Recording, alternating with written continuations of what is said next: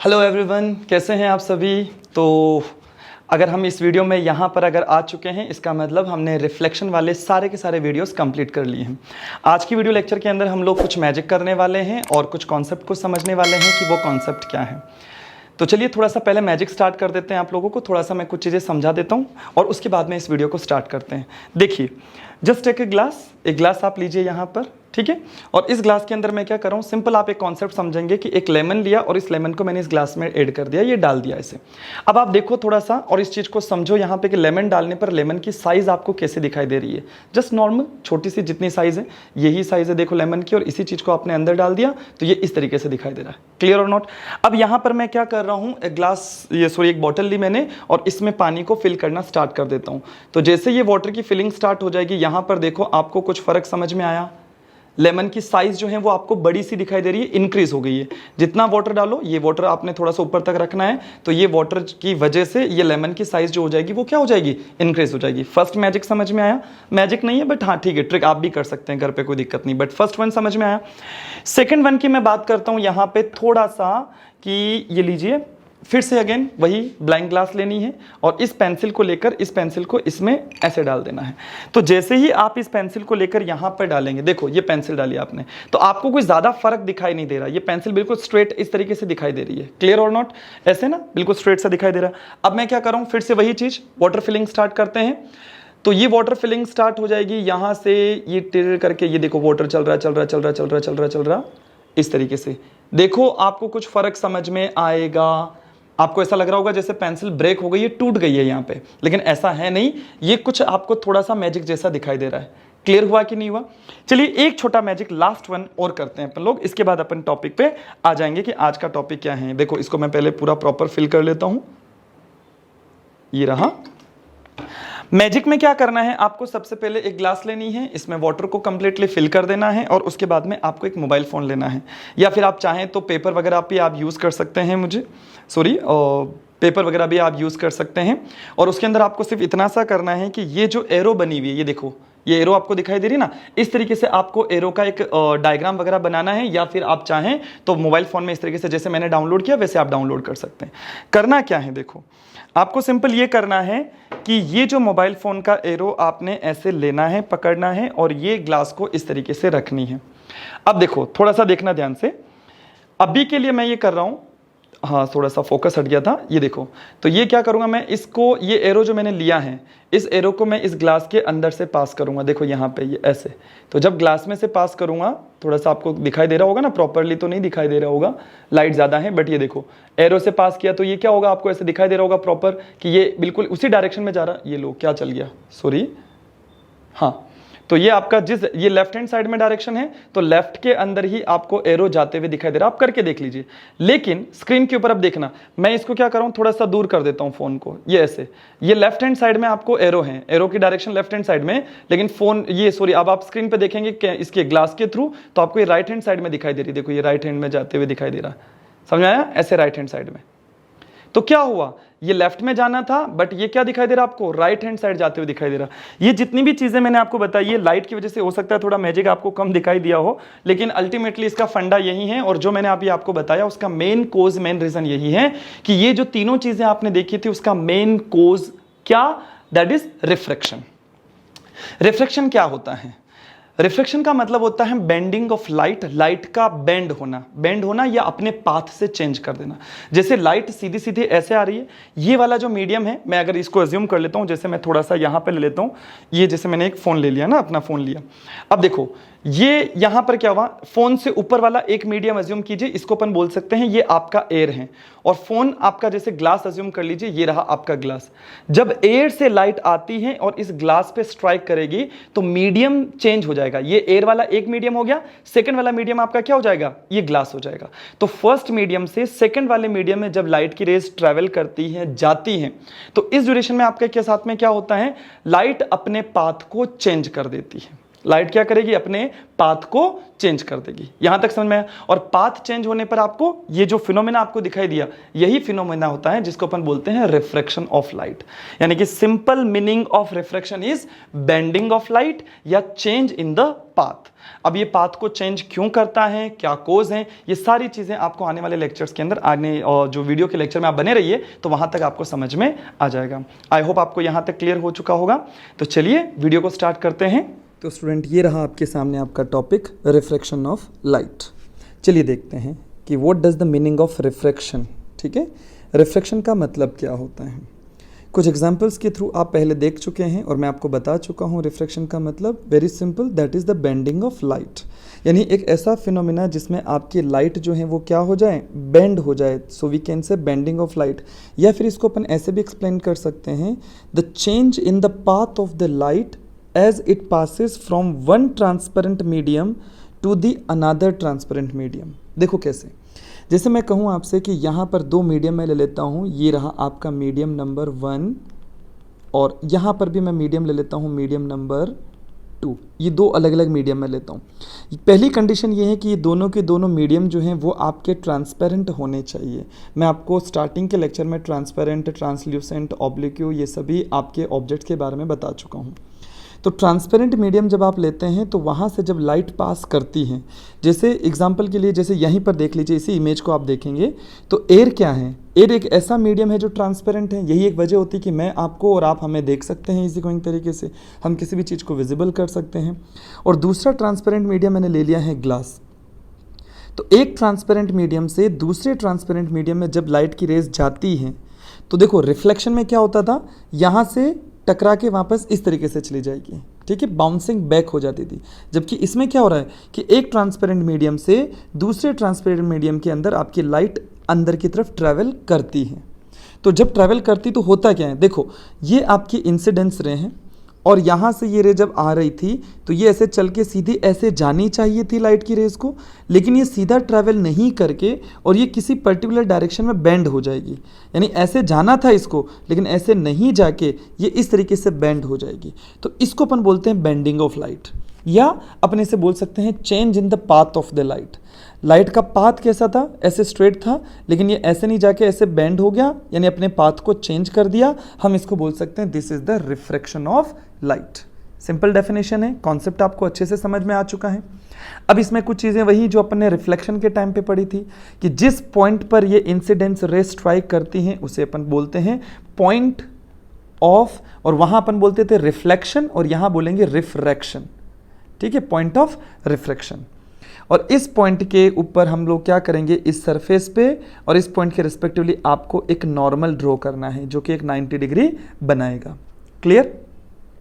इस नॉर्मल के साथ में एक एंगल बनेगा इंसिडेंस रे का, जिसे अपन बोलेंगे एंगल ऑफ इंसिडेंस। ये तो सभी को पता है, लेकिन अब यहाँ पर एक नई चीज़ आएगी, वो क्या है कि ये जो आपके रिफ्रैक्टेड रे हैं इसके और नॉर्मल के बीच में जो एंगल बनता है इसे अपन बोलेंगे एंगल ऑफ रिफ्रैक्शन, जिसे अपन बोल सकते हैं एंगल ऑफ रिफ्रैक्शन। आप इसे लिख सकते हैं।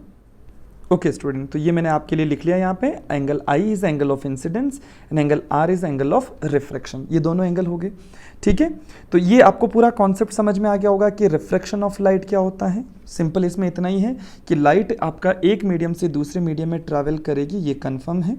दोनों मीडियम आपके ट्रांसपेरेंट होने चाहिए, तभी वो ट्रैवल करेगी। और ट्रैवल करने के टाइम पे आपकी जो सेकंड वाला मीडियम होगा, जो भी आपका सेकंड वाला मीडियम रहेगा, उसके अंदर आपका लाइट जो है वो बेंड होना स्टार्ट हो जाएगी। क्लियर हुआ कि नहीं हुआ? चलिए आगे चलते हैं। तो आई होप आपको यहाँ तक का सारा फंडा क्लियर हो चुका होगा। This is the concept of refraction. अब एक क्वेश्चन अपने दिमाग में आना चाहिए कि ठीक है सर, हमें समझ में आ गया bending of light is your refraction, पर ये लाइट बेंड होती क्यों है? पहला क्वेश्चन दिमाग में यही आना चाहिए कि भाई ये लाइट तो सीधी जा रही थी, तो लाइट को तो स्ट्रेट पाथ में जाना चाहिए था। हमने लाइट की प्रॉपर्टी देखी थी कि लाइट जो होती है वो आपका रेक्टिलिनियर प्रोपोगेशन करती है, वो हमेशा स्ट्रेट ट्रैवल करती हैं। लेकिन बेटा वो जो स्ट्रेट ट्रैवल करती है वो कब करती है? जब आपका मीडियम एक ही हो। ये भी ध्यान रखना, जैसे मान लो अगर आपने एयर के अंदर लाइट को ट्रैवल करवाना है तो एयर जहाँ कहीं भी होगी वहाँ हमेशा सीधे ट्रैवल करेगी। अब जैसे यहीं पर ही देख लो, ये एयर है तो ये लाइट आ रही थी, तो यहाँ कहीं पर भी बेंड नहीं हो रही है। बेंड हो रही है जब आपकी लाइट की रेज एक मीडियम से दूसरे मीडियम को चेंज करती है। अब जैसे ग्लास में आ गई तो ग्लास में बिल्कुल सीधी चलेगी, अब ग्लास से वापस अगर बाहर निकलेगी तो ये लाइट की रेस फिर से बेंड हो जाएगी। हाँ, ये किस तरफ बेंड होगी, कैसे बेंड होगी, ये सभी चीज़ें बात की हैं। यहाँ तक तो समझ में आ गया, लेकिन अभी भी वही क्वेश्चन अपना दिमाग में है कि cause of the refraction, refraction होता क्यों है, ये सबसे पहला क्वेश्चन अपने दिमाग में होना चाहिए। तो देखो, वैसे तो बहुत सारे साइंटिस्ट का अपना अपना फंडा है, अपने अपने तरीके हैं उनको बताने का, लेकिन अपने क्लास 10th के लिए सबसे कन्वेंशनल मेथड जो है वो मैं आपको बता देता हूँ कि रिफ्रैक्शन का कोज होता है क्या, चेंज इन द स्पीड। देखो, लाइट की जो स्पीड होती है वो कितनी होती हैं, तो हमें अच्छे से पता है कि स्पीड ऑफ लाइट जो आपकी होती है बेटा, वो होती है 3 × 10⁸ मीटर पर सेकेंड। वैक्यूम या एयर के अंदर अपनी स्पीड ये होती है। हाँ, एक चीज़ और ध्यान रखना, एयर के अंदर वैक्यूम से थोड़ी सी कम हो जाती हैं, लेकिन वो इतनी माइन्यूर कम होती कि पता ही नहीं चलता। जैसे एग्जांपल के लिए कि 3 × 10⁸ मीटर पर सेकंड अगर वैक्यूम की कंसिडर कर ले तो 2.98 या 2.99 आपका एयर के अंदर स्पीड हो जाएगी। तो इतनी कम हो जाती तो अपने कैलकुलेशन पे कोई फ़र्क नहीं पड़ेगा। समझ में आ गया यहाँ पे? तो ये स्पीड होती है लाइट की। अब ये एयर के अंदर जब स्पीड रहेगी तो ये सबसे ज़्यादा स्पीड से आपकी लाइट जो ट्रेवल करके आएगी, लेकिन जैसे ही मीडियम चेंज करेगी तो मीडियम चेंज करते ही ये लाइट की जो स्पीड होगी वो रिड्यूस हो जाएगी या फिर वो इंक्रीज हो जाएगी, दोनों में से कुछ भी हो सकता है। मैंने इसलिए यहाँ पे लिखा है change in the speed, it में बी रिड्यूस, इट में बी इंक्रीज। अब ये रिड्यूस होना और इंक्रीज होने का फंडा भी थोड़ा सा आगे की तरफ वेट करते हैं, अपन आगे समझेंगे, लेकिन अभी के लिए सिर्फ दिमाग में रखना है कि refraction is caused due to the change in the speed of the light as it moves from the one medium to another medium।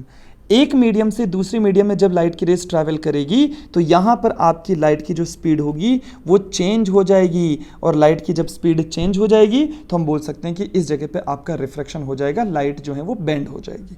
ये इसका कोज है। आई होप यहाँ तक का समझ में आ गया होगा। अब देखिए, एक पॉइंट याद रखने वाले पॉइंट है, amount of refraction depends on the difference in the speed of light in two medium. कितना रिफ्रैक्शन होगा, बड़ा अच्छा पॉइंट है, अमाउंट ऑफ रिफ्रैक्शन। भाई ये लाइट कितनी बेंड होगी, मतलब जैसे अभी यहाँ पे जाना था इसको सीधा सीधा, अभी जैसे इतनी बेंड हुई, हो सकता है ये और ज़्यादा बेंड हो जाए, हो सकता है और भी ज़्यादा बेंड हो जाए, हो सकता है बहुत कम बेंड हो। ये डिपेंड करता है कि आपकी जो स्पीड है लाइट की उसमें कितना चेंजेस आया है।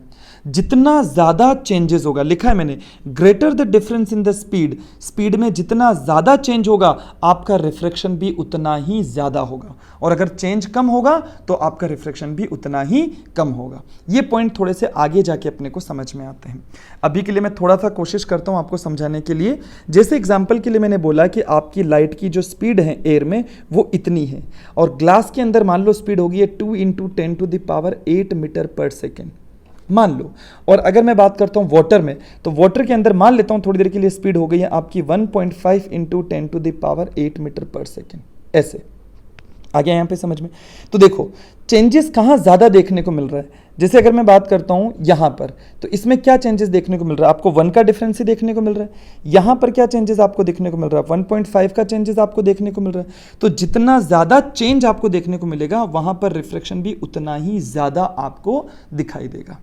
आ गया समझ में? तो ये वाला पॉइंट आपको याद रखना है, the most important point, greater the difference in the speed न greater will be the refraction. जितना ज़्यादा डिफरेंस होगा उतना ज़्यादा आपको रिफ्रैक्शन देखने को मिलेगा। आई होप ये वाला पॉइंट भी आपका क्लियर हो चुका होगा। डन। अब एक आते हैं नेक्स्ट पॉइंट के ऊपर, that is laws of refraction. तो चलिए ये रहा अपना next point, that is law of refraction.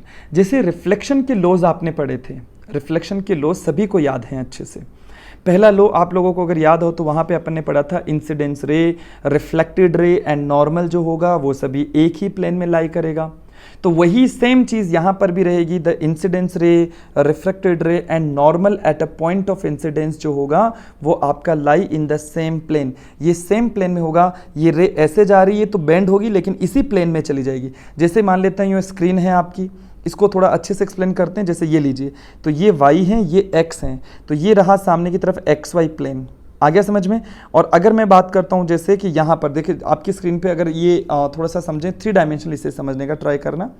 आपके घर का एक कॉर्नर समझ लीजिए ऐसे, तो कॉर्नर की एक वॉल ये रही, नीचे आप इस सरफेस पे खड़े रहेंगे और एक वॉल इधर की तरफ रहेगी, ठीक है। तो अगर रेज जो आपकी आएगी इंसिडेंस रे, तो जैसे मान लो यहाँ पे आएगी, ये अगर आपका मीडियम में चेंज होना हुआ तो आपकी रेज सीधा इसी में ही बेंड हो जाएगी, मतलब XY प्लेन में ही रहेगा। ऐसा नहीं होगा कि मान लो रेज आ तो ऐसे रही थी लेकिन आपकी z आपकी तरफ जो रेज हैं वो आ जाएगी, इस तरीके से कभी भी नहीं होगा। तो हम बोल सकते हैं कि ये सभी तीनों की तीनों सेम ही प्लेन में रहते हैं। इंपॉर्टेंट ये वाला इतना नहीं है जितना अब इसकी बात करते हैं, और यहां से मैं चाहूंगा कि आप सभी ज़्यादा से ज़्यादा फोकस इस पे करें, ठीक है। एक एक पॉइंट को क्लेरिफाई करता जाऊंगा, एक एक पॉइंट को मैं समझाते जाऊंगा, उस पर ज़्यादा से ज़्यादा फोकस करें, ध्यान दें, ताकि आपको अच्छे से समझ में आ जाएगा। As we know that this is the incidence ray, और ये आपकी हो जाएगी रिफ्रैक्टेड रे, ठीक है। अब देखो ध्यान से, वहां पर रिफ्लेक्शन में आपने क्या पढ़ा था, एंगल जो आई था वो आपका एंगल आर के इक्वलेंट था। जितने एंगल पर आपका इंसिडेंस होगी रे, उतने ही एंगल पर आपका रिफ्लेक्शन एंगल बनेगा, दैट इज आर। तो आई जो था वो आर के इक्वल था, ये अपन ने रिफ्लेक्शन में पढ़ा था। रिफ्रैक्शन में ऐसा नहीं होता। रिफ्रैक्शन में क्या होगा, देखो ध्यान से सुनना, the ratio of the sine, ratio मतलब क्या होता है, जैसे a अपॉन बी, जिसको अपन a रेशियो बी भी लिखते हैं, तो ये दोनों चीज़ें एक ही हैं। तो आपका क्या बोल रहा है, साइन ऑफ इंसिडेंस एंगल, देखो इसको मैं थोड़ा सा अंडरलाइन कर देते हैं अपन इसे, या थोड़ा सा मार्क कर देते हैं, sine of incidence angle and sine of refracted angle. यानी कि यहाँ पर जैसे ये इंसिडेंस एंगल है, तो इसका आप लीजिए साइन, साइन लेना आता है, साइन, कोस, कोट, टेन, ऐसे सभी आपने ट्रिग्नोमेट्रिक जो फंडामेंटल क्वांटिटीज़ होती हैं, तो ये चीज़ें आप 10th में ही अभी आगे जाके पढ़ेंगे ट्रिग्नोमेट्री के बारे में। लेकिन अभी के लिए मैं थोड़ा सा बता देता हूँ, थोड़ा सा याद रखें कि ट्रिग्नोमेट्री के कुछ रेशियोज होते हैं बेटा, जिसमें sine, cos, tan, cot, sec and cosec, ये 6 ट्रिग्नोमेट्रिक रेशियोज होते हैं। जब आप आगे जाएंगे मैथ्स में तो ये पढ़ेंगे, अभी के लिए तो अब इतना डिटेल नहीं है, लेकिन थोड़ा सा ध्यान में रखें आप इस चीज़ को। तो यहाँ पर क्या हो जाएगा कि साइन ऑफ इंसिडेंस एंगल, तो यहाँ पे लिया साइन, और यहाँ अब आप बोलेंगे सर यहाँ तो ई आ रहा है और यहाँ पे तो आपने ई लगाया ही नहीं है। देखो साइन, फिर आपका आता है कोसाइन, फिर आता है टेंजेंट, फिर आता है कोटेंजेंट, फिर आता है सिकेंट, फिर आता है कोसिकेंट, इस तरीके से। तो अब यहाँ पर जो आपने साइन लिखा है, ये साइन का एब्रीवेशन फॉर्म, छोटा फॉर्म होता है SIN, सिंपल। जब आप कोसाइन लिखेंगे ऐसे, तो उसका छोटा फॉर्म होता है केवल कोस। टेंजेंट का एब्रीवेशन क्या होता है, केवल टेन, ऐसे। तो मैं क्या करूंगा, साइन ऑफ इंसिडेंस एंगल, यानी कि ये जो इंसिडेंस एंगल है आई, इसके आगे मैं लगा दूंगा साइन, ऐसे। तो इंसिडेंस एंगल का जब साइन वैल्यू लोगे और रिफ्लेक्टेड एंगल की भी जब आप साइन वैल्यू लोगे और इसका जब आप रेशियो बनाओगे, तो वो एक कांस्टेंट बनेगा। तो मैंने कहा देखो ये sine i divided by sine r, ये जो मैंने किया है, ये आपका एक कोई कांस्टेंट होगा, और इस कांस्टेंट का एक नाम होता है जिसको अपन बोलते हैं रिफ्रैक्टिव इंडेक्स, जिसे अपन आगे जाके अगला जो लेक्चर होगा वो पूरा इसी के ऊपर बेस्ड होगा। इसलिए घबराएं नहीं कि ये नई चीज़ क्या है। अभी के लिए सिर्फ ध्यान में रखें कि sine i divided by sine r is a constant, and this constant is called your refractive index. इस कांस्टेंट का एक नाम होता है जिसे अपन म्यू या नीटा बोलते हैं। हम इसके अंदर यानी कि इस लेक्चर के अंदर जितना भी मैं पढ़ाऊंगा उसमें नीटा वर्ड यूज़ करूंगा, क्योंकि अपनी NCERT जो बुक है बेटा वो नीटा वर्ड यूज़ करते, तो मैं नीटा ही करूंगा। आप चाहें तो म्यू वर्ड से भी इसको डिनोट कर सकते हैं। तो मैं बोल सकता हूं कि sine i upon sine r जो होगा, जो ये रेशियो है, वो एक कांस्टेंट है। इस कांस्टेंट को मैंने डिफाइन कर दिया है नीटा, that is sine i divided by sine r. यहां तक क्लियर हुआ सभी को? अब आते हैं एक पॉइंट और, देखो ध्यान से। यहां पर ये जो ऊपर वाला मीडियम है, दिस इज द एयर, और ये जो मीडियम है ये आपका ग्लास हो गया। आगे समझ में? यहां पर कुछ भी हो सकता है, it can be glass, it can be water, it can be ice, it can be rock salt, it can be carbon disulphide, ऐसा कोई भी ले सकते हो जो आपका ट्रांसपेरेंट हो, ये आपको ध्यान में रखना है। ओके, अब देखो ध्यान से, यहां पर जो लाइट की स्पीड आती है ऊपर की तरफ, जो कि एयर है, इसको मैंने एक नाम दिया है, that is the rarer medium. ठीक है, रेयरर मीडियम। और ये वाला जो मीडियम है, इसको मीडियम 2, इसको मैंने एक नाम दिया है डेंसर मीडियम। अब इसके बारे में थोड़ी सी चर्चा की जाएगी, will understand what is the rarer medium and what is the denser medium. अभी के लिए तो ध्यान रखो कि यही आपका रेयरर मीडियम है ऊपर वाला, और ये आपका डेंसर मीडियम है। अभी जस्ट इसके बाद वाले पॉइंट में मैं आपको समझा रहा हूं कि ये चीजें क्या हैं, ठीक है, और फिर इसको वापस यहां से रिलेट कर देंगे अपन। तो यहाँ तक किसी को कोई भी डाउट नहीं होना चाहिए। एक बार फिर से छोटा सा क्विक रिवीजन, आने वाली रे इंसिडेंस रे, और यहाँ से जो बेंड होके जाएगी that is the reflected ray, और ये आपका जो एंगल बनाएगा नॉर्मल के साथ में, इसे अपन बोलते हैं इंसिडेंस एंगल, और नॉर्मल के साथ में ये जो एंगल बनेगा that is the refracted angle. जब मैं इंसिडेंस एंगल का साइन लूंगा यानी कि sine i divided by sine r करूंगा तो ये कोई न कोई एक न्यूमेरिकल वैल्यू बनेगी जिसको अपन बोलते हैं कांस्टेंट, ठीक है। और इसी का एक नाम होता है रिफ्रैक्टिव इंडेक्स, जिसको डिनोट किया जाएगा म्यू या नीटा से। लगे हाथों एक चीज और अपन देख लेते हैं कि जैसे मैंने अब आपसे कहा है, अभी वैसे हो सकता है आपको कुछ वैल्यूज याद नहीं हो, और याद हो तो बहुत अच्छी बात है। मैंने कहा कि लेट साइन आई जो है, देखो ध्यान से मैं इसको समझा रहा हूं कि ये वैल्यू कांस्टेंट कैसे बनेगी। देखो मान लेता हूं कि आई जो है वो 30 डिग्री है, थोड़ी देर के लिए सोच लीजिए कि ये साइन आई जो है वो 30 डिग्री है, और जो आपका आर है वो 60 डिग्री है। या फिर इसको थोड़ा सा चेंज कर लेते हैं अपन, इसको क्या कर लेते हैं, that must be your 60 degree and that must be your 30 degree. ऐसे कर दिया मैंने, थोड़ा सा चेंज किया क्योंकि ये थोड़ा बड़ा सा दिख रहा है ना, ये थोड़ा कम हो रहा है तो अपन इसको थोड़ा सा कम कर देते हैं। अब देखो क्या होगा, मैं क्या करूँगा, sine i that is sine 60 degree divided by, और मैं करूँगा sine r that is sine 30 degree. अब जिन बच्चों को इनकी वैल्यूज नहीं पता है, क्योंकि ये टेबल बनेगी तो ये आपके मैथमेटिक्स में बनेगी, पर अभी के लिए मैं लिख लेता हूँ कि साइन 60 की जो वैल्यू होती है बेटा वो होती है √3/2, और साइन 30 की जो वैल्यू होती है वो होती है 1/2। आ गया समझ में, ये एक वैल्यू है। मैंने क्या किया देखो ध्यान से, साइन 60 डिवाइडेड बाई साइन 30 किया तो साइन 60 की वैल्यू मुझे पता है कितनी होती है, √3/2, तो मैंने लिख दिया है √3/2 डिवाइडेड बाई 1/2। 2 से 2 कैंसिल हो जाएगा तो कितना बचेगा, √3, और √3 को मैं क्या लिख सकता हूँ, 1.73। अब बताइए मुझे ये जो वैल्यू बनी है, क्या ये वैल्यू कोई ना कोई न्यूमेरिकल वैल्यू है? इसी को ही मैं बोल सकता हूँ this is the constant value. ये 1.73 है, तो जब भी एयर से यहाँ पे अगर 30 डिग्री पे 60 डिग्री पर अगर आप इस इंसिडेंस रे को डालोगे तो यहाँ पर ये जो एंगल निकलेगा, ये जो लाइट रेज निकलेगी ये 30 डिग्री पे निकलेगी, तो यहाँ पर ये जो वैल्यू बनेगी वो आपकी 1.73 इसकी वैल्यू बनेगी sine i divided by sine are.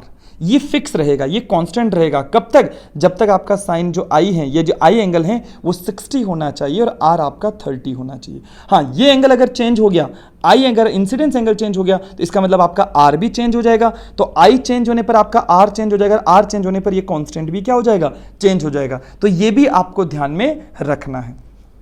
आ गया समझ में? तो ये आपका रिफ्रैक्टिव इंडेक्स रहेगा और इसी को ही हम लोग रिफ्रैक्टिव इंडेक्स भी बोलेंगे कि 1.73 इज योर रिफ्रैक्टिव इंडेक्स। तो इनमें से यहाँ तक कोई भी किसी भी चीज़ में डाउट नहीं होना चाहिए। और साथ ही मैं आपको बता दूं कि नीटा is equals to sine i divided by sine r जो वैल्यू है इसको हम लोग बोलते हैं स्नेल्स लॉ। तो आपके एग्जामिनेशन में आता है what do you understand by the Snell's law, तो आपको ये पूरा एक्सप्लेन करना पड़ेगा। This is the Snell's law, sine i divided by sine r is equals to नीटा। बताइए कोई दिक्कत यहाँ पे? रिलेशन को याद रखना, आगे जाके अपन इस चीज़ को फिर से यूज़ करेंगे, फिर से इस चीज़ को समझेंगे। डन। अब आते हैं अपन थोड़ा सा आगे वाला पॉइंट। एक पॉइंट हम समझेंगे कि ये रेयर मीडियम और डेंसर मीडियम क्या चीज़ है। उससे पहले एक छोटा सा पॉइंट हमें क्लेरिफाई करना है, दैट इज ऑप्टिकल डेंसिटी। तो चलिए अपन चलते हैं ऑप्टिकल डेंसिटी पे। तो स्टूडेंट ये रहा आपके सामने ऑप्टिकल डेंसिटी। एक चीज़ याद रखना आपको जो मैं पहले बता देता हूँ कि optical density is not similar to like your mass density. आपने 9th में पढ़ा था कि डेंसिटी जो होती है वो होती है मास अपॉन वॉल्यूम। ये अपन ने पढ़ा है 9th में, नहीं पढ़ा है तो ये याद रखना कि डेंसिटी इज इक्वल टू होता है मास अपॉन वॉल्यूम, ठीक है। लेकिन ये जो डेंसिटी होती है, ये डेंसिटी और ये वाली डेंसिटी दोनों ही अलग अलग होती हैं। वो होती है मास डेंसिटी, उसको अपन बोलते हैं मास डेंसिटी, जो किसी भी सब्सटेंस की डेंसिटी की बात की जाएगी। जो आपने कोई ऑब्जेक्ट ले लिया, मान लो ये कोई ऑब्जेक्ट ले लिया, आपके पास में मोबाइल है, आप जिस कमरे में हैं, आपके हाथ में जो कोई भी चीज़ें आप यूज़ कर रहे हैं, उनकी कोई ना कोई मास होगा, उनका कोई ना कोई वॉल्यूम होगा, उनका जो रेशियो बनेगा वो बनेगा डेंसिटी, उसको अपन बोलते हैं मास डेंसिटी। लेकिन यहां पर अपन बात करते हैं ऑप्टिकल डेंसिटी की। ऑप्टिकल डेंसिटी, ऑप्टिकल का मतलब ही, ऑप्टिक्स का मतलब ही क्या होता है, लाइट। तो ये बात करेगा लाइट की डेंसिटी के लिए। आगे नहीं आया समझ में? तो ये मास डेंसिटी से बिल्कुल ही अलग है। अब इसको थोड़ा सा डिफाइन करते हैं कि ये ऑप्टिकल डेंसिटी एक्चुअल में होती क्या है। देखो ध्यान से और समझो। Optical density of a medium, किसी भी मीडियम की ऑप्टिकल डेंसिटी जो होती है इज द क्वांटिटी, एक ऐसी क्वांटिटी होती है which tells us whether the light will travel slower और फास्टर इन दैट मीडियम। अब इसको समझना किसी भी मीडियम की ऑप्टिकल डेंसिटी आपको ये बताएगी कि उस मीडियम के अंदर लाइट कितनी फास्ट ट्रैवल करेगी या कितनी स्लोवर ट्रैवल करेगी। अब देखो इसको थोड़ा सा समझते हैं। यहाँ पर जो लाइट की स्पीड रहेगी मुझे नहीं पता अभी कितनी है, और यहाँ पर जो लाइट की स्पीड रहेगी फिलहाल मुझे ये भी नहीं पता कि ये लाइट की स्पीड कितनी है। लेकिन अगर मैं बात करूँ कि ऑप्टिकल डेंसिटी इसकी कितनी है, तो ये जो ऑप्टिकल डेंसिटी होगी मीडियम की, जैसे मैंने कहा कि ये ग्लास है तो ग्लास एक मीडियम हो जाएगा। यहाँ पर मैंने कहा कि ये एयर है तो एयर एक ऑल्सो अ मीडियम। तो यहाँ पर ये बताएगा कि optical density of the medium इस क्वांटिटी, यानी कि ऐसी क्वांटिटी जो ये बताएगी कि यानी कि अगर मैं एयर ले रहा हूँ तो एयर में लाइट की स्पीड कितनी होगी, और ग्लास ले रहा हूँ तो इसमें लाइट की स्पीड कितनी होगी, यानी कितना फास्ट इसमें ट्रैवल करेगी या कितना स्लो इसमें ट्रैवल करेगी। इसको बताने की जो क्वांटिटी है उसी को अपन बोलते हैं ऑप्टिकल डेंसिटी। आया नहीं आया समझ में? ठीक है, फंडा क्लियर है। अब देखो ध्यान से सुनना इस चीज को। अगर if the optical density of a transparent medium is low, optical density अगर किसी भी ट्रांसपेरेंट मीडियम की कम हुई तो वहां पे लाइट की स्पीड बहुत ज्यादा होगी। ये आपको ध्यान में रखेंगे। क्या रखेंगे कि optical density of a transparent medium is low तो speed of light in that medium is high. उस मीडियम में लाइट की स्पीड बहुत ज्यादा हो जाएगी और उस मीडियम को अपन बोलते हैं ऑप्टिकली रेयरर मीडियम। अब देखो वापस यहां पे आओ। ये जो रेयरर मीडियम मैंने बोला है, एक्चुअल में अपन शॉर्ट में रेयरर मीडियम और डेंसर मीडियम ही बोलते हैं, बट एक्चुअल में इसका नाम होता है optically rarer medium, optically denser medium, और मैंने एयर के आगे लिखा है रेयरर मीडियम। इसका मतलब क्या है कि इस जगह पे ये जो एयर है, ये एयर वाला पार्ट है, यहां पर ऑप्टिकल डेंसिटी जो होती है, ऑप्टिकल डेंसिटी उसकी वैल्यू कम होगी, और वैल्यू कम होगी इसका मतलब यहां पे जो लाइट की स्पीड होगी वो सबसे ज्यादा होगी। आया समझ में? तो जहां पर ऑप्टिकल डेंसिटी की वैल्यू कम, वहां पे लाइट की स्पीड ज्यादा रहेगी। आ गया समझ में? और जहां पर ऑप्टिकल डेंसिटी किसी भी ट्रांसपेरेंट मीडियम की ज्यादा रहेगी यानी हाई रहेगी, तो उस जगह पे स्पीड ऑफ लाइट जो होगा वो कम हो जाएगा। उसको अपन बोलते हैं ऑप्टिकली डेंसर मीडियम।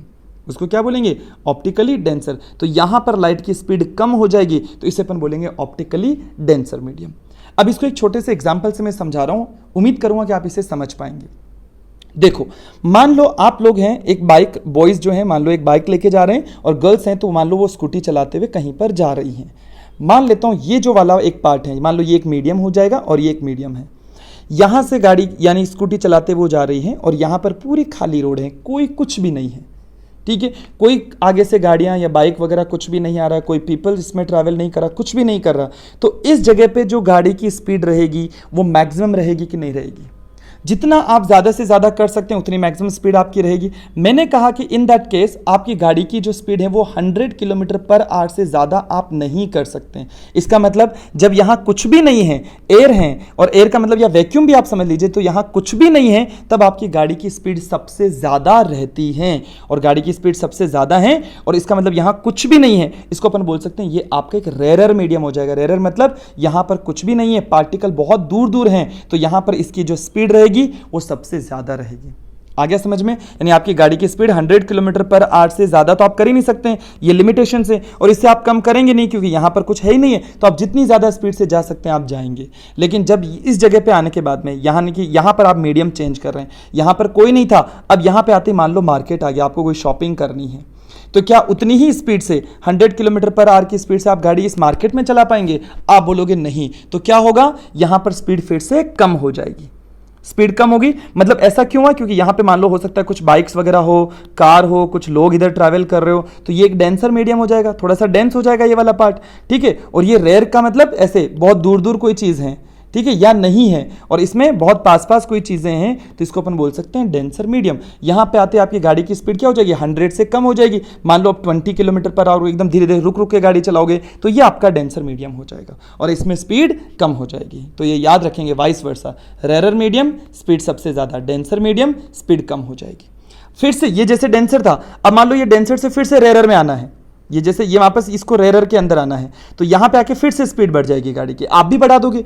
जैसे मान लो यहां 100 थी, यहां आपने 20 कर दी, और जैसे यहां पे आओगे आपको लगे अब यहां तो फिर से कोई नहीं है, फिर से आपने अपनी मैक्सिमम स्पीड कर दी जो 100 थी।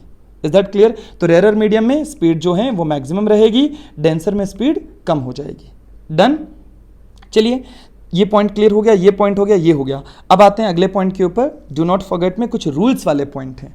रूल्स का मतलब ये याद रखना है। जैसे पहला रूल्स क्या है? When light rays passes from an optically rare medium to the denser medium. देखो बड़ा अच्छा पॉइंट है, ऑप्टिकली रेयर मीडियम से डेंसर मीडियम में जब आपकी लाइट की रेस ट्रैवल करेगी, जैसे ये एयर है, एयर से ग्लास में जा रही है, तो it bends towards the normal. अब देखो ध्यान से सुनना, ये रहा आपका नॉर्मल एन और एन डैश, ठीक है।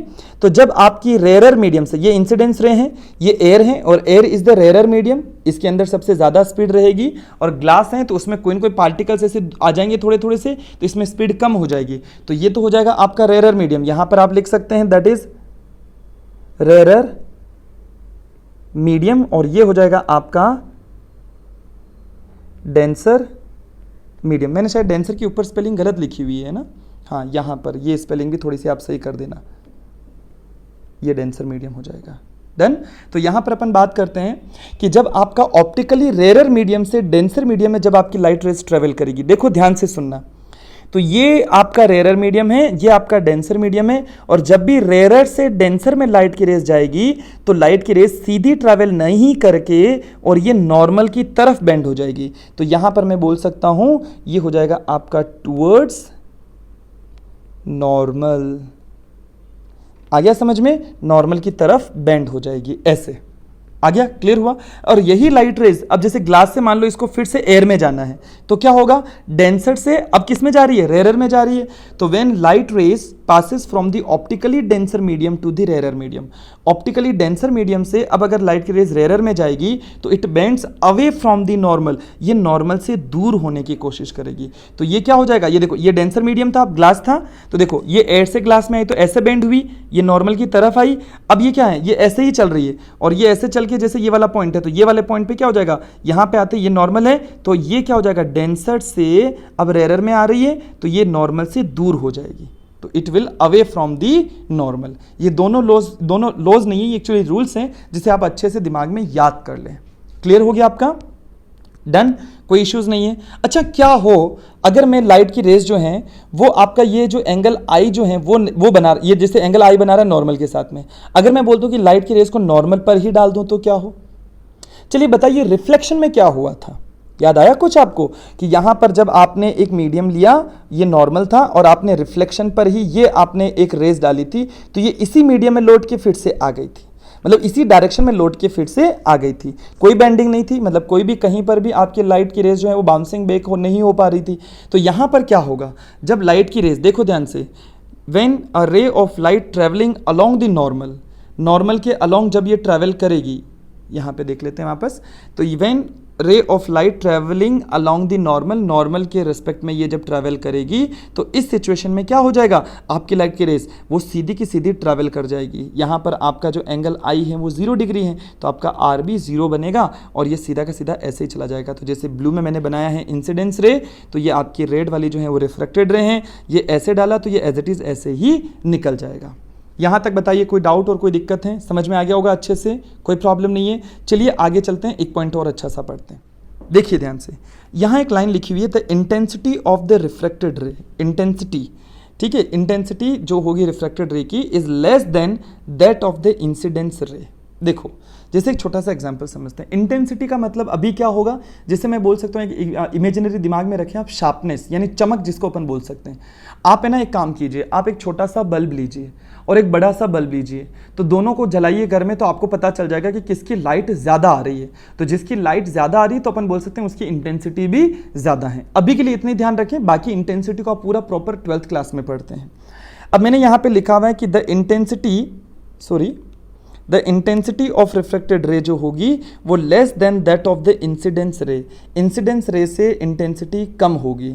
ऐसा क्यों होता है, देखो ध्यान से, मैंने कहा कि ये रहा आपका एक मीडियम और यहाँ से एक रे आई है ऐसे, ये आपकी इंसिडेंस रे है, डन और नॉट। अब क्या होगा इंसिडेंस रे, अब यहाँ से क्या होगा, ध्यान से सुनना, इस जगह पे मान लेता हूँ कि यहाँ से ये लाइट की रेज जो है ये आपकी बेंड होके इधर की तरफ चली जाएगी ऐसे ऐसे, तो ये आपके रिफ्लेक्टेड रे हैं। लेकिन ये चीज़ें आपको 12th में जाके तो बहुत आसानी से समझ में आ जाती है, वहाँ तो आपको बहुत अच्छा पढ़ना भी पड़ता है, पर अभी के लिए ध्यान रखेंगे कि यहाँ पर जब भी इस रे का, ये जो इंसिडेंस रे हैं, इसका जब रिफ्रैक्शन होता है तो इस रे का कभी भी केवल प्योर रिफ्रैक्शन हो ज़रूरी नहीं है। देखो वापस सुनो ध्यान से। जैसे मान लो यहाँ पर 100 पार्टिकल्स आ रहे थे, मान लो थोड़ी देर के लिए 100 पार्टिकल्स आ रहे थे। उन 100 पार्टिकल्स में से इस जगह के ऊपर जब आएगा, टकराएगा, तो उन 100 में से ध्यान से सुनना, हो सकता है 10 पार्टिकल्स यहीं पर रुक जाए, एब्जॉर्ब हो जाए, और 10 पार्टिकल्स इधर की तरफ बाउंसिंग बैक होकर चला जाए ऐसे। तो 20 पार्टिकल्स तो चले गए, अब कितने बचे? 80 पार्टिकल्स। तो वो 80 पार्टिकल्स इस तरफ आ जाएंगे, इस डायरेक्शन में। इसको फिर से समझते हैं, यानी कि जितनी भी रेज ये आती हैं, जितनी भी इंटेंसिटी की रेज आती हैं, उसमें कुछ इंटेंसिटी यहां पर एब्जॉर्ब हो जाएगी, रुक जाएगी, कुछ इंटेंसिटी का पार्शियल रिफ्लेक्शन हो जाता है, मतलब कुछ यहां से रिफ्लेक्ट होकर चली जाएगी और बची हुई यहां पर जाएगी। इस वजह से इसकी जो भी इंटेंसिटी होगी इंसिडेंस रे की, उसकी इंटेंसिटी इससे, यानी कि जो रिफ्लेक्टेड रे होगी, इसकी इंटेंसिटी इस वाली इंटेंसिटी से थोड़ी सी कम हो जाती है। आ गया समझ में? तो ये आपको ध्यान में रखना है। आई होप यहां तक के सारे पॉइंट आपके क्लियर हो चुके होंगे।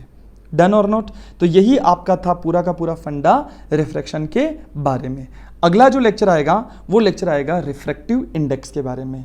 सो टिल दैट अगर कोई भी डाउट है आप कमेंट सेक्शन में ज़रूर लिखें। किसी भी चीज़ का कोई डाउट है बिल्कुल उसको मैं सॉल्व करूँगा। डन और नॉट?